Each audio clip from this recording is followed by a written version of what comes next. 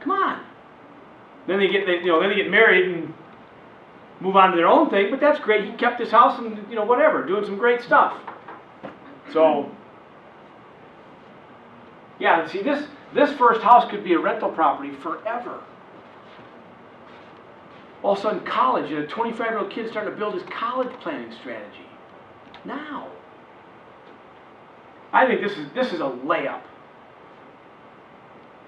Yeah, I appreciate the 3,000, but how about the 18? Let's put 21 together and go get something. Or maybe they only use 16 or 17 and put $5,000 somewhere else. If I get involved, they'll probably never do this. The future of those things, it's an unknown. Any questions? Okay. That was easy, right?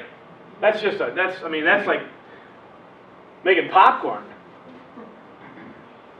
We had in one of our closings a number of years ago, there was a gentleman and he would buy a building every time he had a child. They weren't big buildings, they were just little buildings. Yeah. But that was that baby's future. Yeah. And he would do that. And he was on like his third or fourth baby at that closing. I just thought that was just Fabulous. Yeah. Just unreal. Yeah. Okay.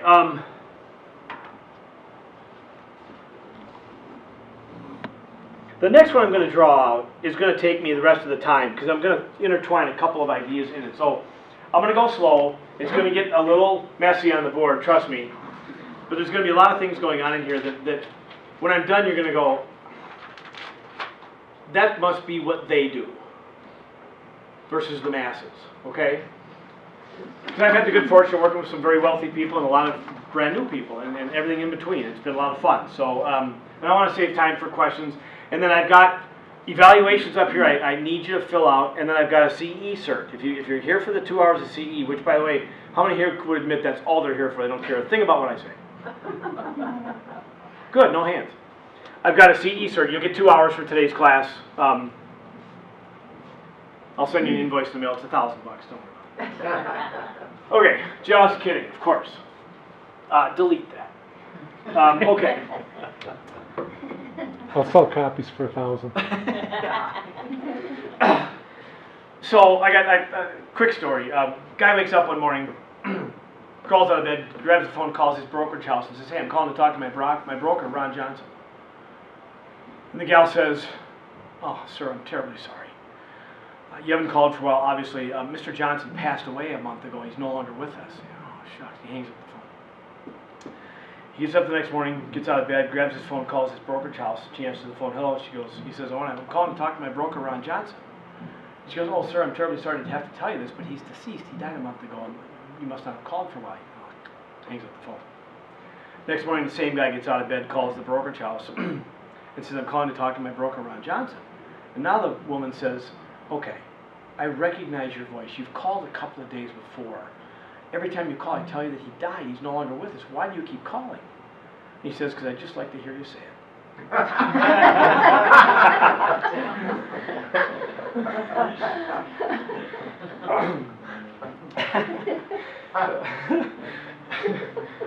Why do you think they call them brokers? Phew. All right. Okay, so I get referred to Scott. Ironically, from a guy named Scott. He says, "You ought to talk to my friend and banker, Scott." I said, "Great." So I call up Scott, and I introduce myself, and I say, "Hey, I'm in the financial services business. Would you like to get together for a meeting?" And he says, "Well, I don't know what Scott told you or not, but I'm a banker. What do you know about money that I don't?" And I said, "I don't know, maybe nothing. Maybe I don't know anything about it than you. But I'm willing to get together if you are." And he says, "Well, fine, I'll come in." So he comes in, and we sit down and start talking. And he's one of these, he's like this. And I'm like, "Wow, you're not giving off very good vibes here, but let's get started." And he says, "I'll have you know, my wife, very conservative. Her parents lost a lot of money, and she's not going to like this." No problem. So we got talking, and that list I showed you earlier about financial success was by and large his list. He wanted a club membership and horses and acreage and cars and vacations and had a very, very, very nice life. And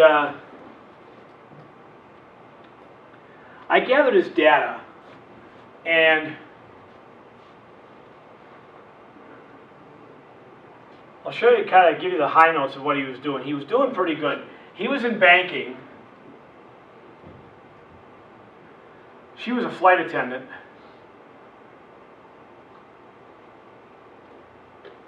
Income's about that. They had a 15-year note on their mortgage. The balance was $175. The payment was whatever that amounts to. He had an auto payment of, $4-ish, and the usual suspects, whatever down here, and some things. Not bad, pretty well managed. They had a very nice home that had deeded access to a beautiful lake, and if I recall, the house was worth about $375. And these two boxes, this is the Roth box, this is the qualified plan, or the more likely the 401k box. He was putting 14 into here. She was putting in 6. He had a match of about 3. She didn't have a match, and they were putting at the time 3 each into the Roth. So notice they're saving a lot of money. $29,000. Really good. And he was 42 when I met him. Wife was 42, and they had twin girls of about 3. Something like that. Okay? He had the pretty customary $250,000 of group insurance that was free. It was paid for by his employer. And we sat down, and he gave me this very large list of things. And the one thing he wanted more than anything was a second home. And he wanted the second home at 57, about the time he thought he would be able to retire.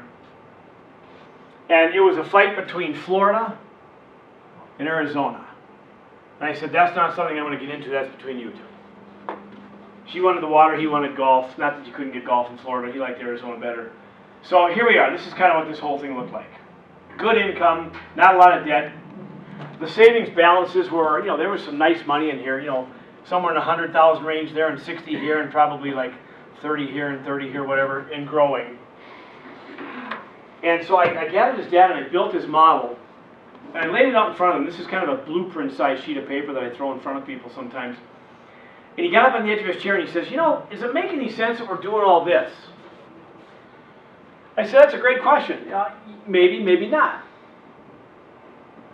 The funny thing is, you guys, who knows what the rule of 72 is? You ever heard of the rule of 72? Yeah.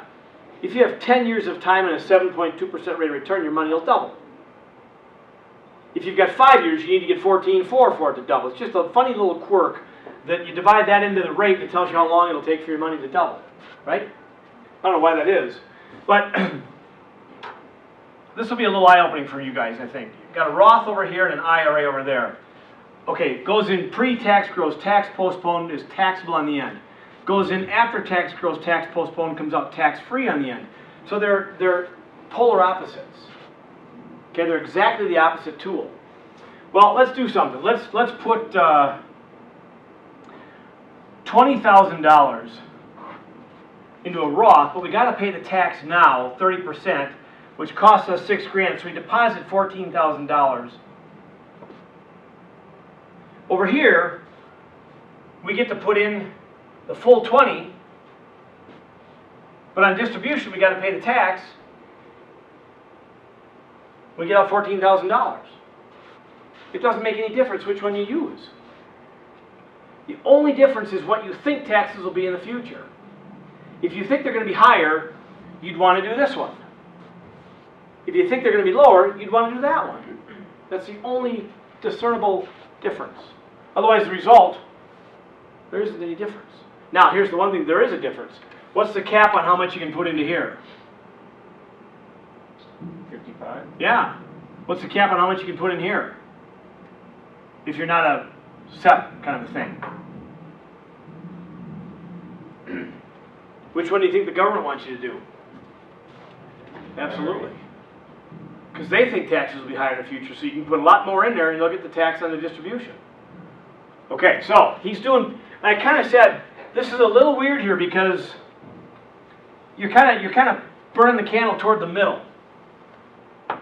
But nonetheless, I congratulated him on all the savings he's doing, but he wanted a second home, and I said, what are they going to cost? He says, well, in Arizona, I can probably get by for about $300,000. I said, what's your plan? He says, this.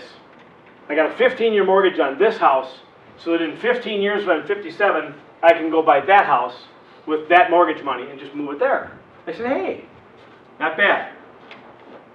The problem is, this house here that he wants to buy in Arizona or Florida, I said, what's the rate of appreciation on real estate in Arizona right now? And here's what he told me. Now it's not, but it was then. And I begged him, I said, can I just cut that in half and use 10? He said, yeah, but it's 20. I said, yeah, I'm just going to use 10.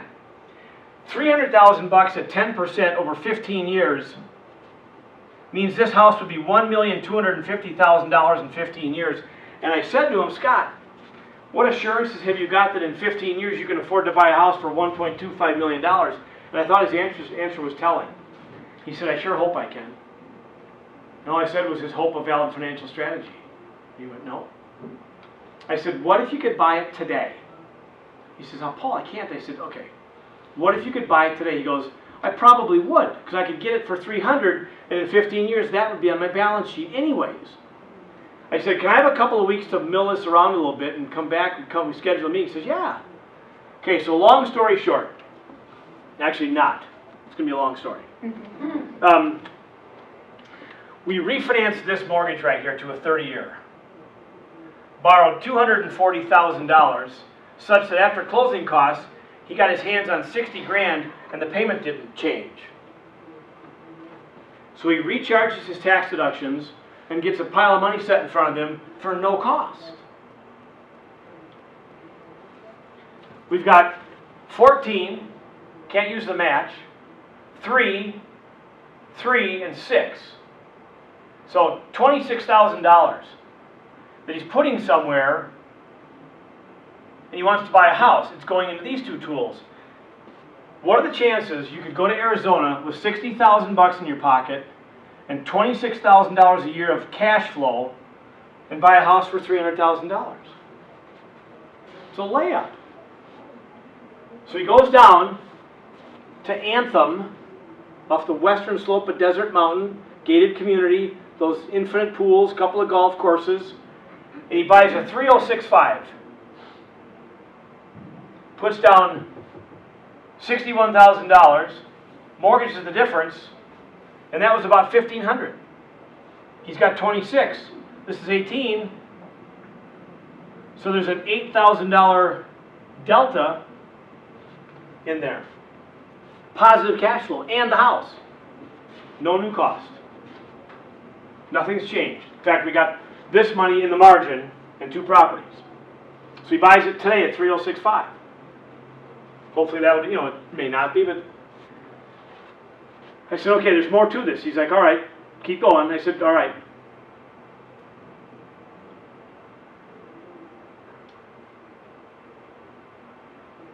$8 grand.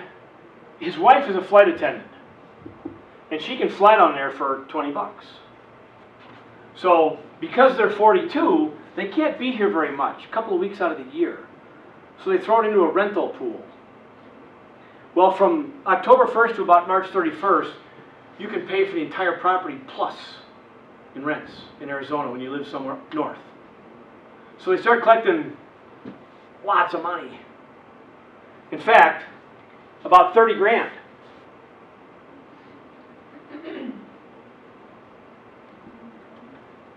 So not only is the house being paid for, he's got cash flow.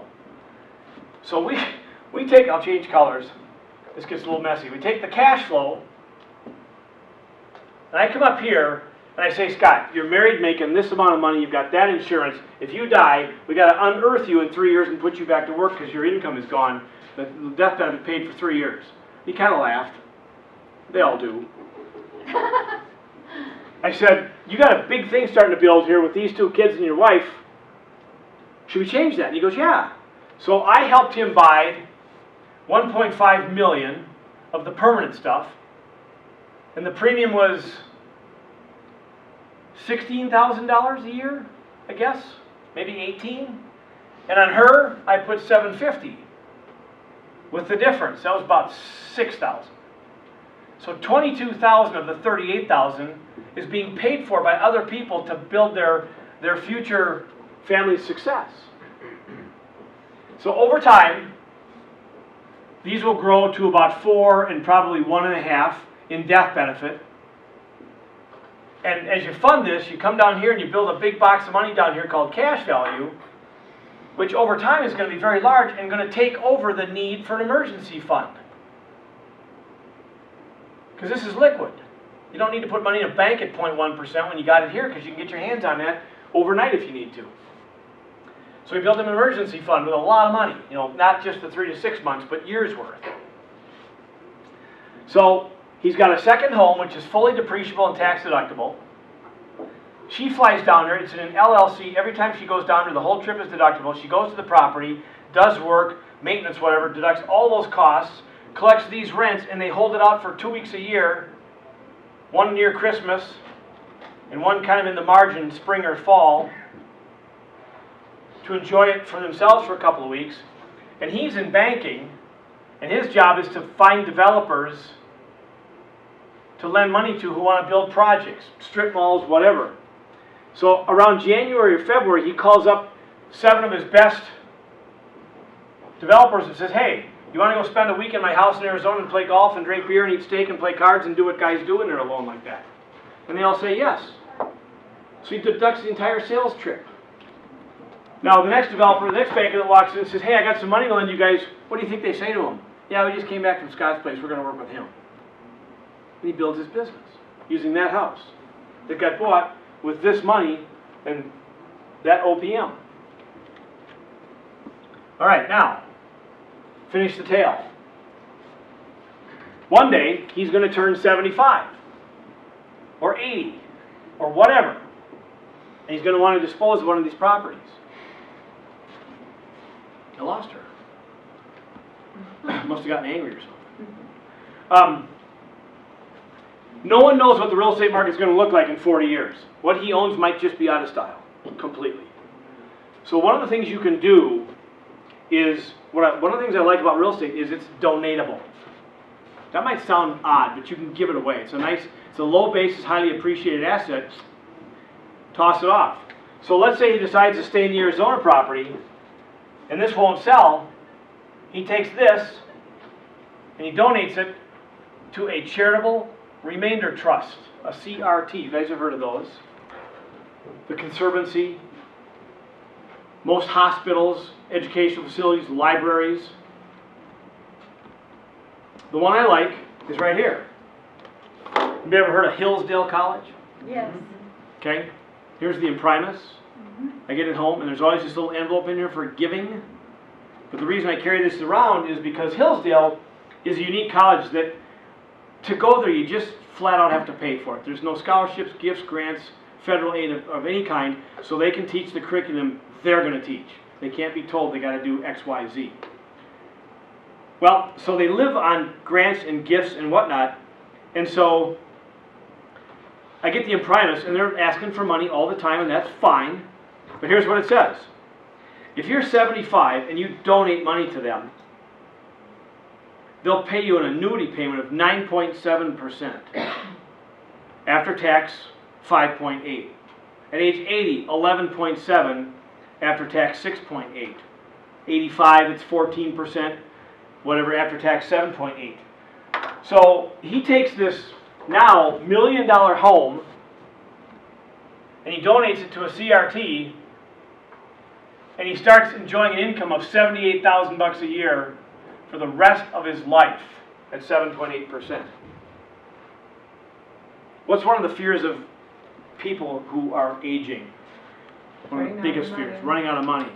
You lock in this income stream you can't outlive because they stop it the day you die. Yes? Will they give you that return for appreciated real estate? Yes. Really? Oh yeah. Even though it's not maybe not cash flowing even that well? It's not that's not what they care about. They sell immediately, put it into a bond fund. Do they? Oh. Okay. Now, when you die, here's what happens. Appraise it before they'll accept it? They'll take the fair market value, yes. FMV. But when you die, they stop the 78, but what do they keep? Depreciation. They got your property for good. It's gone. Property's gone. They sell it and they keep the money. That's how they endow the charity. So if you don't want to do that, then don't do this. But if you do, it's a way to get rid of your property. With all due respect, no commissions, no marketing time, no haggling over price. Hand them the deed, and the income starts. When you die, the income stops, but they got the deed. They keep your property, and they'll make the money on the sale of that, but they gave you that in lieu of it. Way better than a reverse mortgage. Yeah, maybe. Fees and everything else. Right. Yeah, for that. And wealthy families give a lot of stuff away. Yeah. IRAs, stock funds, houses. Okay, now, income. Not to mention cash value, Roth, qualified plan, maybe a pension. Pretty nice retirement lifestyle. Now, this is a charity, so there's no tax benefit to them. So by making this donation, had they sold that under normal means at $1 million, they'd have paid about 20% in taxes. Capital gains plus the state of Colorado is around 20. So there would have been $200,000 of taxes paid, and the donor would have gotten $800,000 net at the sale. But they didn't, they gave it away. So when he comes down here to make a distribution from his 401k, and he's going to pull out $50,000 and in a 30% tax bracket pay $15,000 in tax and get his hands on $35,000, he remembers back to the donation he made, and he takes $15,000 out of the tax credits he got for donating the property, offsets this tax, and gets $50,000 out from his qualified plan without any taxes. I know it got a little convoluted, but just pairing the numbers up. And he can do that until the $200,000 is exhausted. So maybe he sells this property for $600,000 and incurs $180,000 in taxes. That covers all of it, and he gets $600,000 net for his property. And the last thing I'm going to say, and wrap this up, is his girls one day are going to come to him and say, Mom, Dad, you just gave away $1 million of your estate. What about marrying me? And Mom and Dad go, well, long ago, we let the cash flow buy all this life insurance, and when we die, you're going to get $4 million in cash to split versus a couple of houses. What would you rather do? Oh, okay. Good, we'll take the cash. And we close the loop. Complete inheritance. There's no mention of rate of return in here whatsoever. Very tax efficient. It's kind of what happens over here versus here. There's a lot for people to kind of grasp sometimes, so we do it in bits and pieces, but they go, I got to start doing this. And we just start moving current dollars into more effective places. Life insurance and real estate are a nice marriage because neither one has a 1099 along the way, and you can dispose of both of them without any taxes if you really have to or want to. So they parallel each other beautifully. And they cause, this whole thing was all about distribution, how to get out of this. And there it is. Any questions?